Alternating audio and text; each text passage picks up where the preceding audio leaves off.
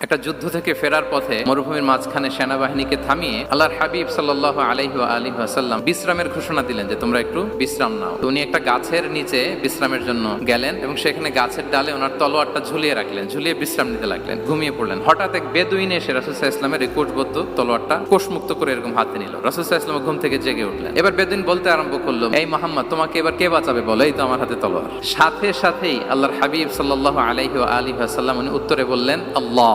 কোনো চিন্তা ভাবনা নাই যে ওরে আঘাত করা যায় কিনা পাল্টা, বা কোনোভাবে ওর কনফিডেন্স ডাউন করা যায় কিনা, কোনো দিকে না তাকিয়ে কি বললেন? আল্লাহ। সব সময় তিনি আল্লাহ কেন্দ্রিক ছিলেন। গারে সাউরে যখন আল্লাহ রাসূল সাল্লাল্লাহু আলাইহি ওয়াসাল্লাম এবং আবু বকর রাদিয়াল্লাহু তাআলা আনহু ওনারা আশ্রয় নিয়েছিলেন রাত্রিবেলায়, কুরাইশরা যখন খুঁজতেছিল, আবু বকর রাদিয়াল্লাহু তাআলা আনহু বলেন যে কুরাইশদের পা দেখা যাচ্ছে, ওরা যে হেঁটে যাচ্ছে, একটু উকি মারলেই আমাদেরকে দেখা যায়। রাসূল সাল্লাল্লাহু আলাইহি ওয়াসাল্লাম আবু বকর রাদিয়াল্লাহু তাআলা আনহুকে বলেন যে আবু বকর, চিন্তা করো না, লা তাহসান ইন্নাল্লাহা মা'ানা। আবু বকর, চিন্তা করো না, আল্লাহ আমাদের সাথে আছেন। সুবহানাল্লাহ।